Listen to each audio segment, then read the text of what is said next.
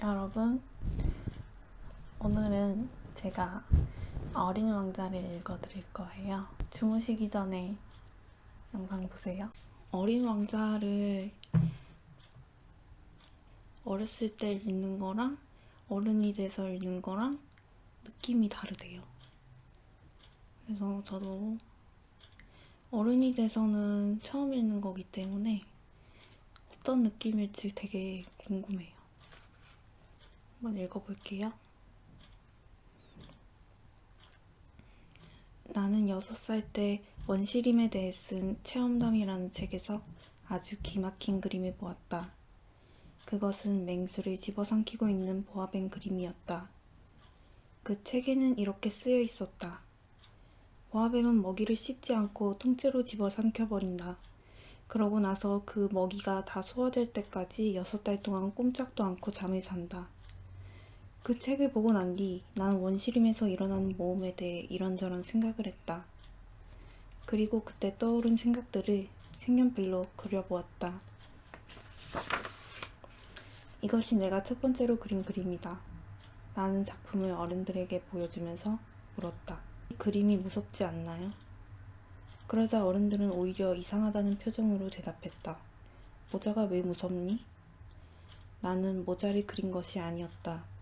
어른들은 내 그림을 보고 대뜸 이렇게 충고했다.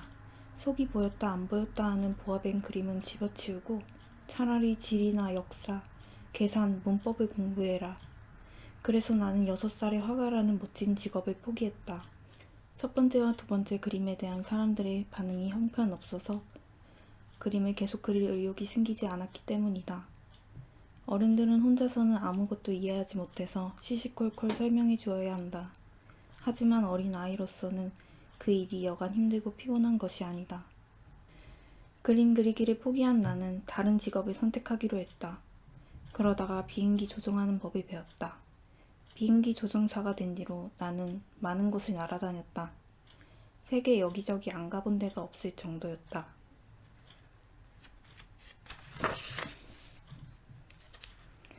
사막에서 첫날 밤을 맞았다. 나는 사람들이 사는 곳에서 수천 킬로미터 떨어진 사막의 모래 위에서 잠이 들었다. 나는 큰 바다 한가운데 떠있는 뗏목 위의 사람보다 더 외로운 신세였다. 그래서 해뜰 무렵 이상한 목소리가 나를 잠에서 깨웠을 때 얼마나 놀랐는지 모른다. 작은 목소리는 이렇게 말했다. 나한테 양 한 마리만 그려줘. 뭐라고? 양 한 마리만 그려줘. 나는 벼락이라도 맞은 듯 깜짝 놀라 벌떡 일어났다. 나는 눈을 비비고 주위를 둘러보았다. 그랬더니 정말 이상하게 생긴 꼬마아이가 나를 심각한 얼굴로 바라보고 있었다. 뒤에 그 아이를 그린 그림이 있다. 이것은 내가 그 아이를 그린 그림 가운데 가장 멋진 것이지만 그 아이의 실제 모습보다 못 그리고 말았다. 그렇긴 해도 이건 내 잘못이 아니다. 나는 6살 때 어른들 때문에 화가가 되겠다는 꿈을 포기했다. 그 뒤로는 그림을 전혀 그리지 않았다. 나는 눈을 동그랗게 뜨고 유령처럼 나타난 그 아이를 바라보았다. 사람들이 사는 곳으로부터 수천 킬로미터나 떨어진 곳에서 어린아이를 만나니 놀랄 수밖에 없었다. 그런데 그 어린아이는 아무리 봐도 길을 잃은 것 같지 않았다. 배고프거나 목이 마른 것 같지도 않았으며 겁에 질린 것 같지도 않았다. 사람들이 사는 곳에서 수천 킬로미터나 떨어진 사막 한가운데서 길을 잃은 어린애의 모습은 그 어디에서도 찾아볼 수 없었다. 마침내 나는 가까스로 입을 열었다. 그런데 여기서 뭐하고 있는 거니? 그러자 그 아이는 아주 중요한 일이기나 한 것처럼 조금 전에 했던 말을 되풀이했다. 나한테 양 한 마리만 그려줘. 누구나 너무도 신비스러운 일을 당하게 되면 그것을 거역할 수 없는 법이다. 나는 사람이 사는 곳에서 수천 킬로미터나 떨어진 곳에 있었다. 그래서 언제 죽을지도 모르는 상황이었다. 그런 내가 양을 그리고 있는다는 것은 너무나 터무니없는 일이었다. 하지만 나는 신기한 아이에 이끌려 주머니에서 종이 한 장과 만년필을 꺼냈다. 막상 그림을 그리려고 하자 내가 공부한 것이라고는 지리나 역사, 계산 문법밖에 없다는 생각이 들었다. 난 그림을 그릴 줄 몰라. 나는 그 아이에게 좀 언짢은 기색으로 말했다. 괜찮아. 양 한 마리만 그려줘. 아이는 내 말에 상관하지 않고 다시 졸랐다. 나는 어떻게 해야 할지 알 수가 없었다. 한 번도 양을 그려본 적이 없었기 때문이다. 그래서 나는 그릴 줄 아는 그림 2개 중 하나를 그려주었다. 그것은 속이 보이지 않는 보아뱀 그림이었다. 그러자 아이는 이렇게 말했다. 아냐, 안 돼. 보아뱀이 삼킨 코끼리 그림은 안 돼. 보아뱀은 너무 위험하고 코끼리는 너무 거추장스럽단 말이야. 내가 사는 곳은 아주 작아. 난 양 한 마리가 필요해. 양 한 마리를 그려줘. 나는 깜짝 놀랐다. 내 그림을 이해한 사람은 이 아이가 처음이었기 때문이다. 나는 양을 그려주었다.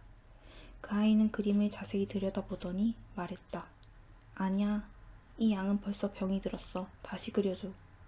나는 다시 양을 그렸다. 이건 너무 늙었어. 나는 오래오래 함께 살 수 있는 양을 갖고 싶단 말이야.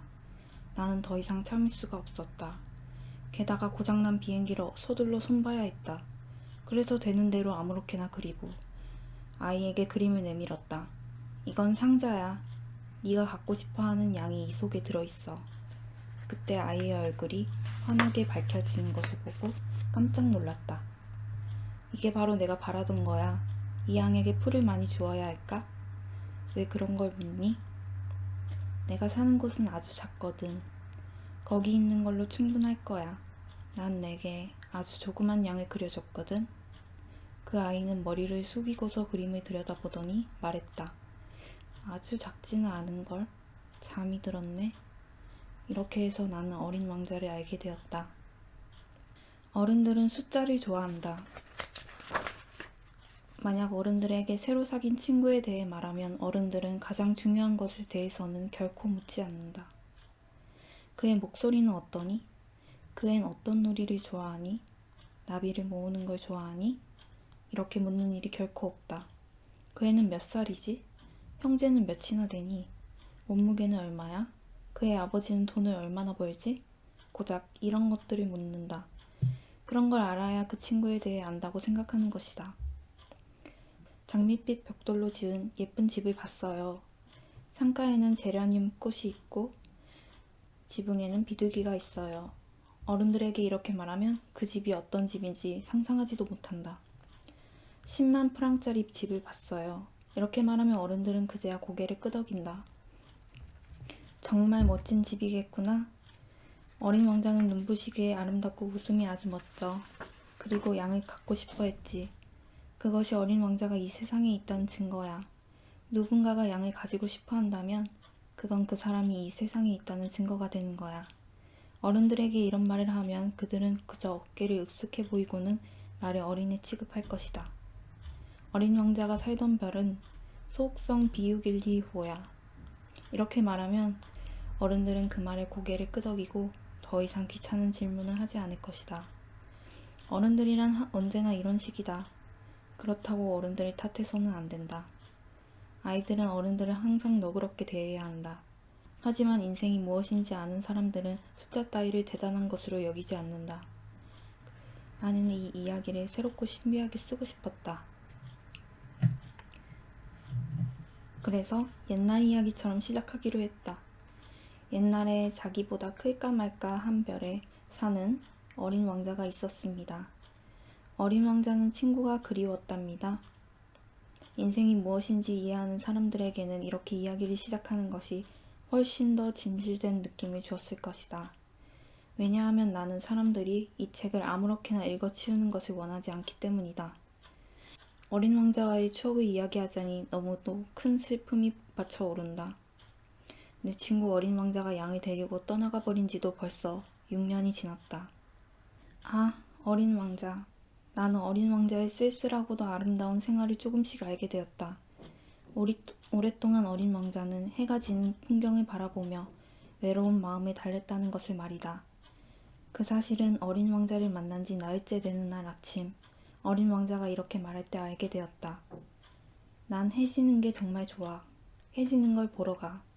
어린 왕자는 처음에는 깜짝 놀라는 것 같더니 곧 자기가 한 말이 우스운 듯 깔깔대며 웃었다. 그러고는 내게 말했다. 아직도 내 별에 있는 줄 알았네? 누구나 알고 있듯이 미국이 정오일 때 프랑스에는 해가 진다. 한낮인 미국에 있는데 당장 해가 지는 광경을 보고 싶다면 단숨에 프랑스로 가면 된다. 그러나 불행히도 프랑스는 너무 멀리 떨어져 있다. 하지만 어린 왕자가 살던 별은 아주 작아서 의자를 몇 발짝 옮겨놓기만 하면 되었다. 그래서 어린 왕자는 원할 때면 언제든지 해가 지는 것을 볼 수 있었다. 어느 날엔가 난 해 지는 것을 43번이나 봤어. 그리고 조금 뒤 어린 왕자가 말했다. 아저씨도 알 거야. 아주 슬플 때면 해 지는 것이 보고 싶어져. 그럼 해 지는 것을 43번이나 본 날, 넌 아주 슬펐던 거구나. 그러나 어린 왕자는 아무 대답도 하지 않았다. 닷새째 되던 날, 나는 어린 왕자에 대해 또 한 가지 비밀을 알게 되었다. 이번에도 양 때문이었다. 어린 왕자는 무언가를 오랫동안 생각한 끝에 갑자기 내게 물었다. 양은 작은 나무를 먹으니까 꽃도 먹겠지? 양은 닥치는 대로 다 먹을걸? 가시가 돋친 꽃도 먹을까? 그럼 가시 돋친 꽃도 먹지. 그런데 가시는 왜 있는 거지? 나는 그 질문을 제대로 듣지 못했다. 그때 나는 빡빡한 비행기 나사를 푸는데 온 정신이 팔려 있었다. 기계가 많이 고장난 듯해서 문제가 심각하게 느껴졌다. 게다가 마실 물도 바닥이 드러나서 여간 걱정스러운 것이 아니었다. 가시는 왜 있는 거지? 어린 왕자는 한번 질문을 하면 절대로 그냥 포기하지 않았다. 나는 나사 때문에 신경이 곤두서 있던 터라 아무렇게나 대답했다. 가시는 아무짝에도 쓸모없어. 꽃들이 공연히 심술을 부리는 거야. 그래? 어린 왕자는 잠시 잠자코 있더니 원망스럽다는 듯 나에게 툭 쏘아붙였다. 그렇지 않을 거야. 꽃은 연약하고 순진해. 꽃은 자기 방식대로 자기를 지키는 거야. 가시가 겁을 줄 수 있다고 믿는 거지. 나는 아무 대답도 하지 않았다. 그때 내 머릿속은 온통 나사 생각뿐이었다. 나사가 계속 안 풀리면 망치로 두들겨서 튀어나오게 해야지. 하지만 어린 왕자는 다시 내 생각을 흐트러뜨렸다. 다시 말을 걸어온 것이다. 그럼 아저씨 생각엔 꽃들이... 아니야, 그만해. 생각해서 말한 게 아니야. 그냥 아무렇게나 되는 대로 대답했을 뿐이야. 난 지금 아주 중요한 일을 하고 있단 말이야. 그러니까 자꾸 말 시키지 마. 어린 왕자는 깜짝 놀라며 나를 바라보았다. 중요한 일이라고? 어린 왕자가 말했다. 그때 나는 시커멓게 기름에 묻힌 손에 망치를 들고 어린 왕자가 흉측하게 여기는 물건에 몸을 기울이고 있었다. 어린 왕자는 나를 물끄러미 바라보았다. 아저씨도 어른들처럼 말하는구나. 나는 그 말에 부끄러워졌다. 어린 왕자는 쌀쌀맞은 목소리로 이렇게 덧붙였다. 아저씨는 모든 걸 홍동하고 있어. 모두 뒤죽박죽으로 만들고 있단 말이야. 어린 왕자는 정말 몹시 화가 나 있었다. 어린 왕자의 금빛 머리칼에 바람에 흩날렸다. 내가 알고 있는 어떤 별에 얼굴이 시뻘건 신사가 살고 있어. 그 사람은 꽃향기라고는 한 번도 맡아본 적이 없지. 별을 바라본 적도 없고 누군가를 사랑한 적도 없지. 그 사람은 계산하는 일 말고는 아무것도 하는 게 없어. 그 사람은 하루 종일 아저씨처럼 난 중요한 일을 하는 사람이야. 난 중요한 일을 하는 사람이란 말이야. 라는 말만 되풀이하며 잘난 체를 하지. 하지만 그건 사람이 아니라 버섯이었어. 뭐라고? 버섯이라니까? 어린 왕자는 화가 나서 얼굴이 하얗게 변해 있었다. 수백만 년 전부터 꽃들은 가시를 만들어 왔고 수백만 년 전부터 양도 그 꽃을 먹어왔어. 그렇다면 꽃이 아무짝에도 쓸모없는 가시를 왜 그렇게 힘들게 만드는지 알아보는 게 중요하지 않단 말이야? 양과 꽃의 전쟁이 중요하지 않단 말이지? 얼굴 시뻘건 신사가 날마다 하는 계산보다 중요하지 않단 말이야? 내 별에는 다른 어느 별에도 없는 이 세상에 하나뿐인 꽃이 있어. 어느 날 아침 작은 양이 아무것도 모르고 그 꽃을 먹어버릴 수도 있는데 그게 중요한 일이 아니란 말이야? 어린 왕자는 잔뜩 화가 나서 발개진 얼굴로 나를 바라보며 다시 말을 이었다. 수백만 개의 별 중에서 그 별 어딘가에 피어있는 꽃을 사랑한다면 그 사람들은 별을 바라보는 것만으로도 행복할 거야. 저 별들 중 어딘가엔 내 꽃이 있겠지 라고 생각하면서 말이야. 그런데 양이 그 꽃을 먹어버린다면 어떻게 되겠어? 그 사람에겐 모든 별이 갑자기 없어지는 거나 마찬가지일 거야. 그런데도 그게 중요하지 않단 말이야? 어린 왕자는 더 이상 말을 잇지 못하고 흐느껴 울기 시작했다. 어느새 해가 지고 어둠이 내려앉았다. 나는 비행기를 고치느라 들고 있던 연장을 내려놓았다. 망치니 나사니 갈증이니 죽음이니 하는 것은 이제 전혀 중요하지 않게 여겨졌다. 어떤 별, 내가 살고 있는 지구라는 이 별 위에 위로해줘야 할 어린 왕자가 있는 것이다. 나는 어린 왕자를 껴안고 가만히 흔들며 달랬다. 울지 마. 네가 사랑하는 꽃은 이제 위험하지 않을 거야. 내가 양이 꽃을 먹지 못하도록 굴레를 그려줄게. 그리고 네 꽃을 위해 단단한 울타리를 그려줄게. 나는 더 이상 뭐라 말해야 할지 알 수가 없었다. 내가 너무 서툴게 느껴졌다. 어떻게 해야 어린 왕자를 달랠 수 있을지 알 수 없었다. 그리고 어떻게 해야 어린 왕자와 내 마음이 다시 통할지 알 수가 없었다. 눈물의 나라는 그처럼 신비로운 것이었다. 어느 날 어린 왕자는 심각한 표정으로 내게 속마음을 털어놓았다. 꽃이 하는 말을 귀담아 듣지 말아야 했어. 좋은 것이 하나도 없었으니까. 그냥 바라보고 향기를 맡으면 되는 거였어.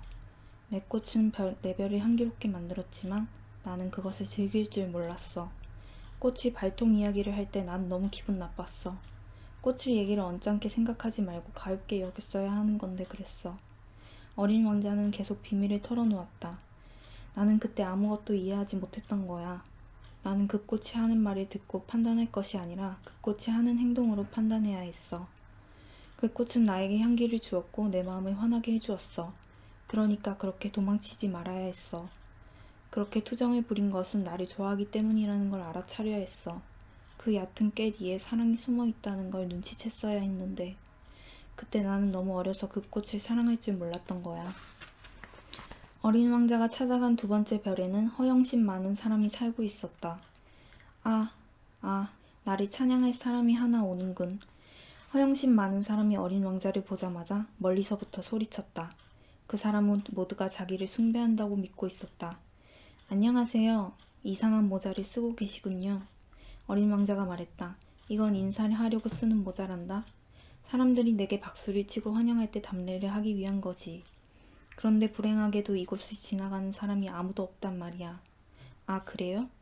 어린 왕자는 무슨 말인지 알아듣지도 못하고서 이렇게 말했다. 두 손을 마주쳐봐. 허영심 많은 사람이 어린 왕자에게 말했다. 어린 왕자는 두 손을 부딪혀 박수를 쳤다. 모자를 들어올리며 답례를 했다. 왕을 만났을 때보다 재미있군. 어린 왕자가 속으로 생각했다. 그러고 나서 어린 왕자는 다시 박수를 쳤다.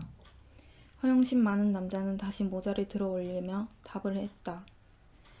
5분쯤 이렇게 계속하자 어린 왕자는 단조로운 놀이에 실증이 났다. 어떻게 하면 모자가 떨어지죠? 어린 왕자가 물었다. 하지만 허영심 많은 사람은 어린 왕자의 말을 듣지 않았다. 허영심 많은 사람들에겐 칭찬 말고 다른 이야기는 들리지 않기 때문이다. 너 나를 정말 숭배하는 거니? 숭배한다는 건 내가 이별에서 최고라는 걸 다른 사람이 인정하는 거지. 내가 이별에서 가장 멋있고 부자이고 똑똑하다고 생각하는 것이란다. 하지만 이별엔 아저씨 혼자밖에 없잖아요. 나를 기쁘게 해다오. 어쨌든 나를 숭배해 주렴. 난 아저씨를 숭배해요. 그런데 무엇 때문에 그러는 거예요? 어린 왕자는 어깨를 조금 들썩이며 말했다. 그러고 나서 어린 왕자는 그 별을 떠났다. 어른들이란 정말 너무 이상해. 어린 왕자는 다시 길을 떠나며 이렇게 생각했다. 어린 왕자가 다음으로 찾아간 별에는 술꾼이 살고 있었다. 술꾼은 빈 병과 술이 가득 찬 술병을 늘어놓고 술을 마시고 있었다. 어린 왕자는 그 별에서 오래 머물지 않았지만 마음이 몹시 우울해졌다. 뭘 하고 계세요? 어린 왕자가 말했다. 술을 마시고 있지. 술꾼이 침울한 표정으로 대답했다. 왜 술을 마시지요? 어린 왕자가 술꾼에게 물었다. 잊기 위해서지. 술꾼은 대답했다. 무엇을 잊으려고요? 어린 왕자는 술꾼이 불쌍해졌다. 부끄러움을 잊기 위해서지. 술꾼은 고개를 숙이며 마음을 털어놓았다. 뭐가 부끄러운 거지요? 어린 왕자는 술꾼을 도와주고 싶어서 물었다. 술을 마시는 게 수치스럽지. 그 말을 마치자 술꾼은 입을 꼭 다물어버렸다. 어린 왕자는 어찌할 바를 몰랐다. 그래서 그 별을 떠났다. 어른들이란 정말 너무 이상해.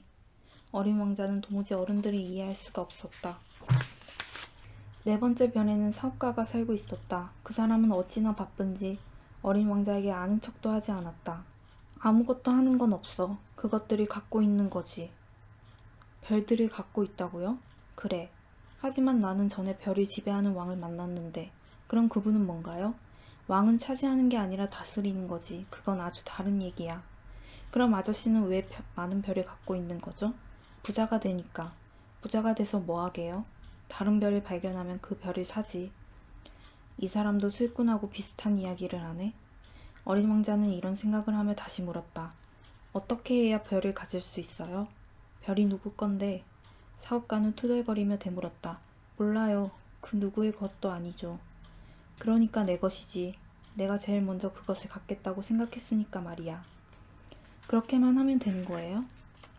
물론이지. 네가 임자 없는 다이아몬드를 발견했다면 그건 바로 네 것이 되는 거야. 네가 임자 없는 섬을 발견했다면 그 섬은 네 것이 되고, 네가 어떤 생각을 처음 해내고서 특허를 내면 그건 네 것이 되는 거야. 그러니까 별은 내가 갖고 있는 거지. 나보다 먼저 별을 갖겠다고 한 사람은 한 명도 없었으니까 말이야. 그렇군요. 그런데 아저씨는 그 별을 가지고 뭘 해요? 어린 왕자가 말했다. 그것들을 관리하지. 나는 별을 세고 또 세어보지. 힘든 일이지만 난 성실한 사람이거든. 사업가가 말했다. 그렇지만 어린 왕자는 그 대답이 만족스럽지 않았다. 난 말이에요. 목도리가 있으면 목에 감고 다닐 수 있어요.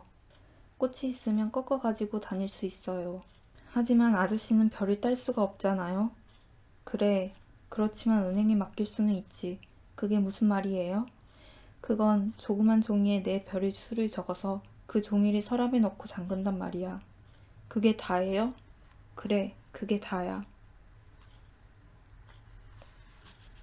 어린 왕자는 사업가의 이야기가 꽤나 시적으로 들리기도 했다. 하지만 그리 중요한 일은 아닌 듯 했다. 어린 왕자는 중요한 일에 대해 어른들과 아주 다른 생각을 가지고 있었다. 나는 꽃 한 송이를 가지고 있는데 매일 물을 줘요. 화산도 3개 가지고 있는데 주말마다 청소를 해주지요. 불이 꺼진 화산도 청소해 주어요. 언제 어떻게 될지 알 수가 없으니까요. 나는 꽃이나 화산을 가지고 있으면서 그들에게 도움이 될 만한 일을 해요. 그런데 아저씨는 별들에게 무슨 일을 해주시나요? 사업가는 무슨 말인가를 하려고 입을 열었지만 할 말을 찾지 못했다. 그래서 어린 왕자는 그 별을 떠나버렸다. 어른들이란 정말 너무도 이상해. 어린 왕자는 어른들이 정말 이해할 수가 없었다. 어린 왕자가 7번째로 찾아간 별은 지구였다. 지구는 그저 그런 별이 아니었다. 그 별에는 왕이 111명이 살고 있었고, 지리학자가 7,000명, 사업가가 90만 명, 술꾼은 750만 명, 허영심 많은 사람이 3억 1,100만 명이나 되었다. 다시 말해서 지구는 약 20억쯤 되는 사람들이 커다란 별에 살고 있었다. 사람들은 넓은 지구에서 아주 작은 부분만 차지하고 있다. 만약 지구에 있는 20억 명이 바짝 붙어 선다면 가로 세로 30km의 땅이면 된다. 이것은 태평양의 작은 섬 하나 정도의 넓이다. 물론 어른들은 이 말을 믿지 않을 것이다. 어른들은 아주 큰 자리를 차지하고 있다고 생각하기 때문이다. 어른들은 자신들이 바오밥 나무처럼 무척 중요하다고 생각한다. 어른들은 숫자를 좋아하니까 계산을 해보라고 해야 한다. 그러면 아주 좋아하면서 해볼 것이다. 하지만 여러분은 그 문제를 푸느라고 쓸데없이 시간 낭비를 할 필요가 없다. 여러분은 그냥 내 말을 믿기만 하면 된다. 지구에 도착한 어린 왕자는 사람이라고는 아무도 보이지 않는 것에 깜짝 놀랐다. 그래서 별을 잘못 찾아온 것이 아닌가 하고 겁이 났다. 그때 노란 달빛 같은 보리가 모래 속에서 움직였다. 안녕? 어린 왕자는 혹시나 하며 인사를 했다. 안녕? 뱀이 대답했다. 내가 떨어진 이 별이 무슨 별이지? 어린 왕자가 물었다. 지구야. 지구 중에서도 아프리카지. 뱀이 대답했다. 아, 그렇구나. 그런데 지구에는 사람이 살지 않니? 여긴 사막이야. 사막에는 사람이 살지 않아. 지구는 크거든. 뱀이 말했다. 어린 왕자는 돌 위에 앉아 눈을 들어 하늘을 바라보았다. 누구든 어느 날인가 자신의 별을 찾을 수 있도록 하기 위해 별들은 저렇게 반짝이는 게 아닐까 싶어. 내 별을 봐. 바로 우리 위에 있는 별 말이야. 그런데 너무 멀리 떨어져 있구나. 아름다운 별이구나. 그런데 여기는 왜 왔니? 뱀이 말했다. 어떤 꽃하고 사이가 좀 안 좋았거든. 어린 왕자는 사막을 건너갔다. 그러나 어린 왕자는 꽃 한 송이밖에 만나지 못했다. 그것도 꽃잎이 3개뿐인 볼품없는 꽃이었다. 안녕? 어린 왕자가 말했다. 안녕? 꽃이 말했다. 사람들은 어디에 있니? 어린 왕자가 조심스럽게 물었다. 꽃은 사람들이 지나가는 것을 본 적이 있었다. 사람들? 6~7명 정도 있는 것 같아. 몇 해 전에 본 적이 있거든. 하지만 지금 어디 있는지는 몰라. 바람 따라 다니니까 말이야. 그들은 한 곳에 머물러 있지 않거든. 그게 문제야.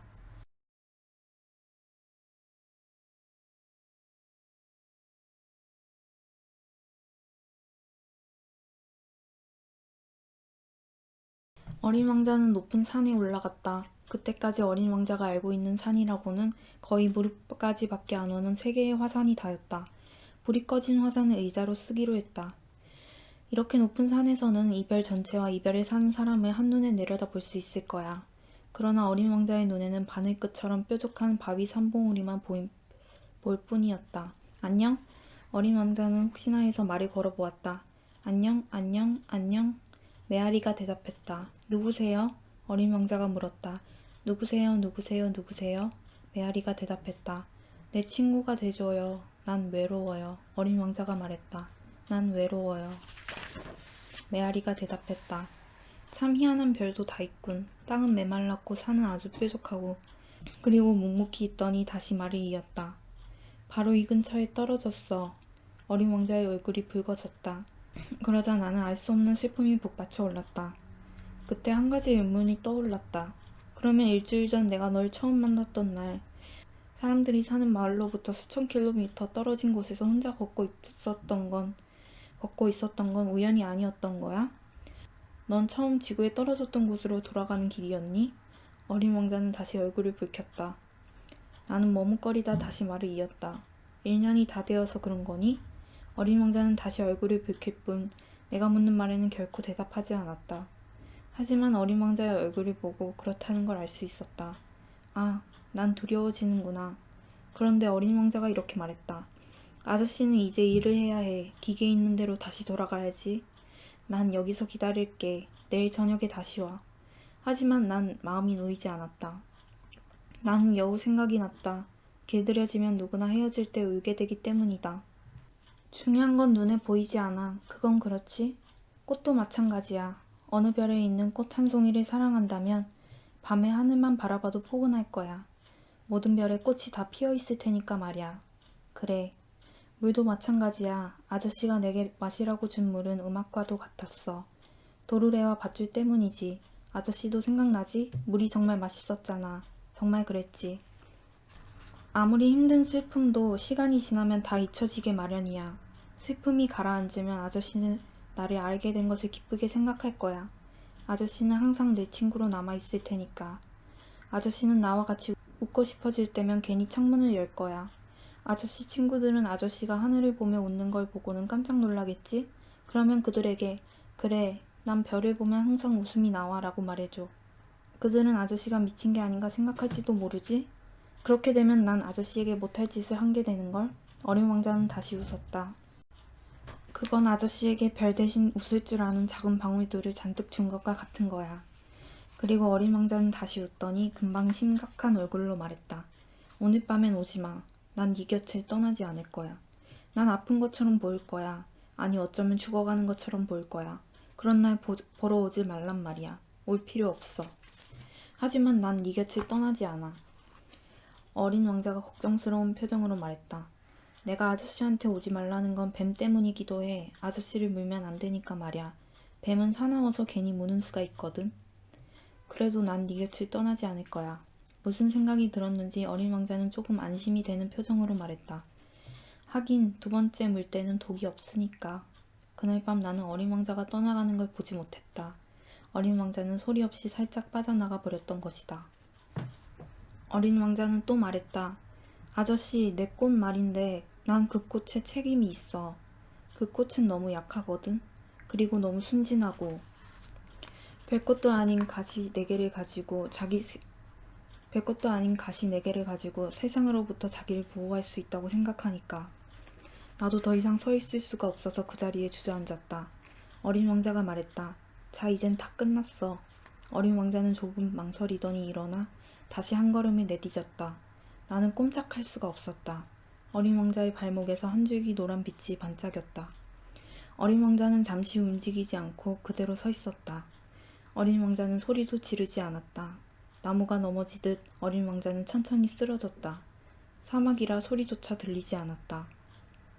그러니까 이 이야기는 벌써 6해 전에 일어난 일이었다. 나는 이 이야기를 아직까지 한 번도 하지 않았다. 나를 다시 만난 친구들은 내가 살아 돌아온 걸 무척 기뻐했지만 나는 슬픔에 젖어 있었다. 나는 친구들에게 피곤해서 그래 라고 핑계를 대었다. 이제 나는 슬픔이 조금 가라앉았다. 그러니까 완전히 가라앉은 건 아니라는 말이다. 하지만 나는 어린 왕자가 자기 별로 돌아갔다는 걸 알고 있다. 다음날 해 뜰 무렵 어린 왕자의 몸을 찾을 수 없었기 때문이다. 그런데 아주 커다란 문제가 있음을 깨달았다. 내가 어린 왕자에게 그려준 굴레에 가죽끈을 달아준다는 것을 깜빡했던 것이다. 그래서 어린 왕자는 양에게 굴레를 씌우지 못했을 것이다. 이따금씩 나는 이런 생각을 한다. 어린 왕자의 별에 무슨 일이 생겼을까? 혹시 양이 꽃을 다 먹어버린 것은 아닐까? 때로는 이런 생각도 한다. 그럼 그럴 리가 없지. 어린 왕자가 밤새도록 유리 덮개로 잘 덮어놓고 양을 잘 지킬 테지. 나는 그런 생각을 하면 행복해진다. 하늘의 별들을 바라보면 별들도 부드럽게 웃는다. 가끔은 이런 생각을 하기도 한다. 사람은 어쩌다 한두 번 잊어버릴 수도 있어. 그러면 끝장이야. 어느 날 저녁에 어린 왕자가 유리 덮개를 덮어주는 걸 잊어버렸거나 밤에 양이 소리도 없이 밖으로 나왔을지도 몰라. 그러면 수많은 작은 방울들이 모두 눈물 방울로 변해버릴 것이다. 이건 정말 대단한 수수께끼다. 어린 왕자를 사랑하는 나와 여러분은 양이 장미꽃을 먹었느냐 먹지 않았느냐에 따라서 온통 세상이 달라 보일 것이다. 그러나 어른들은 그것이 얼마나 중요한 일인지 결코 이해하지 못할 것이다.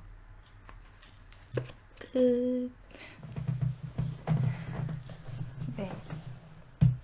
어린 왕자 책을 다 읽어보았는데요. 저는 이 구절이 기억에 좀 남아요. 중요한 것은 눈에 보이지 않는다. 정말 그런 것 같아요. 중요한 것은 눈에 보이지 않죠. 사랑, 우정, 그리고 사람을 도와주는 것. 어린 왕자가 중요하게 생각하는 게 무언가를 도와주는 것이잖아요. 저도 어린 왕자처럼 여러분을 도와드리고 싶어요. 그리고 어린 왕자의 이런 순수한 마음을 담고 싶어요. 중요한 것은 눈에 보이지 않는다는 거를 생각하고 살아가겠습니다. 끝.